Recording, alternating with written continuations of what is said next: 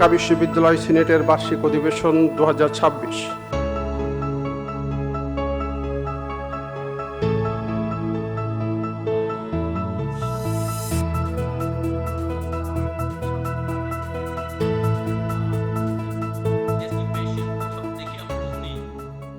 ঢাকা বিশ্ববিদ্যালয় শুধু জ্ঞান চর্চা ও উচ্চশিক্ষা বিস্তারেই কাজ করেনি, একই সঙ্গে এদেশের রাজনৈতিক, সামাজিক ও সাংস্কৃতিক ইতিহাসের সঙ্গেও গড়ে তুলেছে গভীর সম্পর্ক।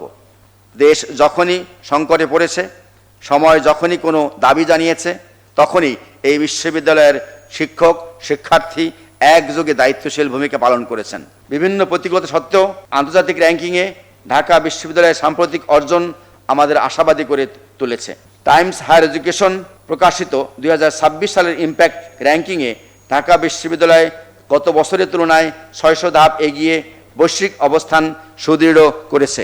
কিউএস ওয়ার্ল্ড ইউনিভার্সিটি র্যাঙ্কিং 2027-এ বিশ্বের 1504টি বিশ্ববিদ্যালয়ের মধ্যে ঢাকা বিশ্ববিদ্যালয় টানা তৃতীয়বারের মতো সেরা 600 বিশ্ববিদ্যালয়ের তালিকায় স্থান পেয়েছে। একইভাবে কিউএস এশিয়া ইউনিভার্সিটি র্যাঙ্কিং 2026-এ এশিয়ার 1529টি বিশ্ববিদ্যালয়ের মধ্যে ঢাকা বিশ্ববিদ্যালয় 132তম স্থান অর্জন করেছে। উভয় র্যাঙ্কিংয়েই বাংলাদেশের বিশ্ববিদ্যালয়গুলোর মধ্যে ঢাকা বিশ্ববিদ্যালয় শীর্ষ অবস্থান ধরে রেখেছে।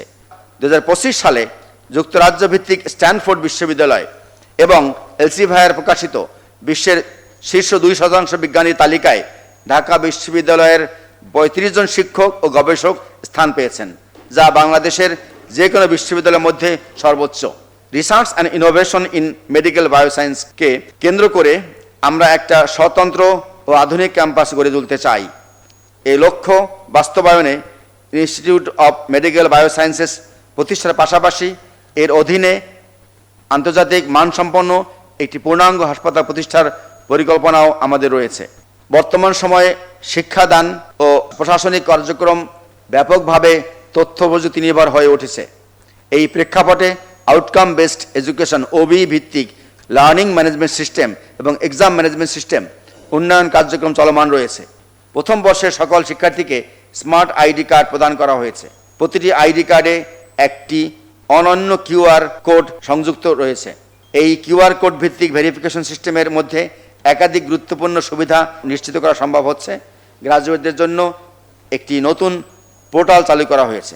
এই পোর্টালের মাধ্যমে গ্রাজুয়েশন সংক্রান্ত রেজিস্ট্রেশন, ডাটাবেস ব্যবস্থাপনা, তথ্য হালনাগাদ ও যাচাই সহ প্রয়োজনীয় প্রশাসনিক কার্যক্রম আরও সুসংগঠিতভাবে সম্পাদন করা যাবে। ঢাকা বিশ্ববিদ্যালয়ের অ্যালামনাইদের অংশগ্রহণ ও সহযোগিতা আরও সুসংগঠিত ও প্রাতিষ্ঠানিক করার লক্ষ্যে আমি তাদের প্রতি আহ্বান জানাই। সম্মিলিতভাবে তাদের সহযোগিতায় আমরা গবেষণা খাতে 1000 কোটি টাকার একটা তহবিল এবং শিক্ষার্থী কল্যাণে আরও 1000 কোটি টাকার একটি পৃথক তহবিল গঠন করতে চাই। ঢাকা বিশ্ববিদ্যালয়ের 125তম বর্ষকে কেন্দ্র করে প্রণয়ন করা হয়েছে 20 বছর মেয়াদী Dhaka university academic plan DUAP 2026 থেকে 2046। এর মূল দর্শন অন্তর্ভুক্তিমূলক উদ্ভাবন ও নৈতিক নেতৃত্বের জন্য অনুপ্রেরণার প্রতিষ্ঠান হওয়া। এটি আগামী 2 দশকে ঢাকা বিশ্ববিদ্যালয়ের রূপান্তরের একটি কৌশলগত ভিত্তি। এমন একটা বিশ্ববিদ্যালয় গড়ে তোলার লক্ষ্য নির্ধারণ করা হয়েছে যেখানে গবেষণা হবে কেন্দ্রীয় শক্তি, শিক্ষা হবে ভবিষ্যৎমুখী, প্রশাসন হবে দক্ষ এবং উদ্ভাবন উদ্যোক্তা উন্নয়ন হবে বিশ্ববিদ্যালয় সংস্কৃতির অবিচ্ছেদ্য অংশ। 2025-26 অর্থ বছরে ঢাকা বিশ্ববিদ্যালয়ের অর্থ বছরের মোট চাহিদা ছিল 1335 কোটি 82 লক্ষ টাকা। চাহিদা মোতাবেক অর্থের সংস্থান না থাকায় সংশোধিত বাজেট নির্ধারণ করা হয় 1039 কোটি 5 লক্ষ 93 হাজার টাকা, যা চাহিদার প্রায় 77.78%। এর মধ্যে বিশ্ববিদ্যালয় মঞ্জুরি কমিশন কর্তৃক বিশ্ববিদ্যালয়ের নিজস্ব আয়সহ মোট বাজেট বরাদ্দ 983 কোটি 99 লক্ষ 93 হাজার টাকা। উক্ত অর্থ বছরে বিশ্ববিদ্যালয়ের নিজস্ব আয়ের পরিমাণ ছিল মাত্র 80 কোটি টাকা।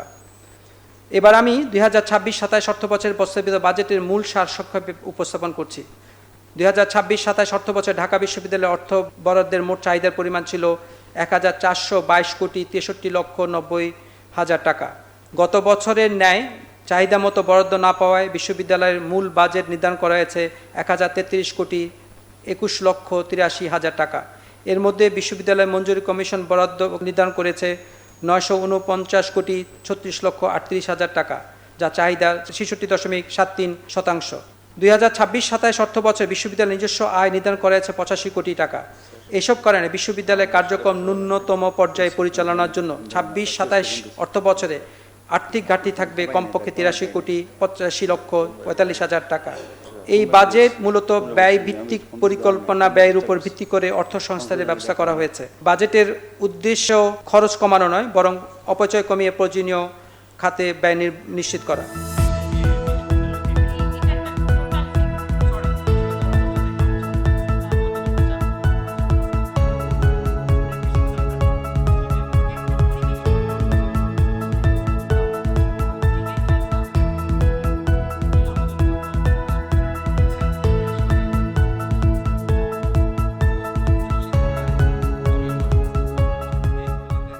এই বাজেট বক্তৃতায় মাননীয় উপাচার্য ওনার ভাষণে বলেছেন যে এন্ডোমেন্ট ফান্ড গঠন করার, যে আমরা শিক্ষকদের গবেষণার জন্য 1000 কোটি টাকা এবং ছাত্রদের জন্য 1000 কোটি টাকা, 2000 কোটি টাকা। আমি এই অধিবেশনের মাধ্যমে সমাজের বিভিন্ন স্তরের এবং আপনাদেরকে আমরা এবং বিভিন্ন মিডিয়াকে আমরা জানাতে চাই, আপনাদেরকে একটা অনুরোধ আমরা করতে চাই যে আমাদেরকে এই এন্ডোমেন্ট ফান্ডে আপনারা সহযোগিতা করুন।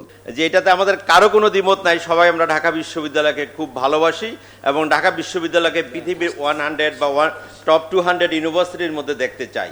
এই জিনিসটা আমার খুবই ভালো লাগছে।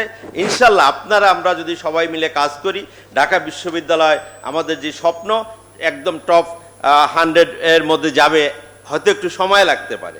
আমরা আসুন একসাথে এই বিশ্ববিদ্যালয়কে ভালো মানের বিশ্ববিদ্যালয় হিসেবে গড়ে তুলি এবং বিশ্ববিদ্যালয়টি এটা আমাদের, আপনার সকলের, আমাদের সবার আলমা মাটার। সবাই ভালো থাকুন, সুস্থ থাকুন, সবাইকে অনেক ধন্যবাদ।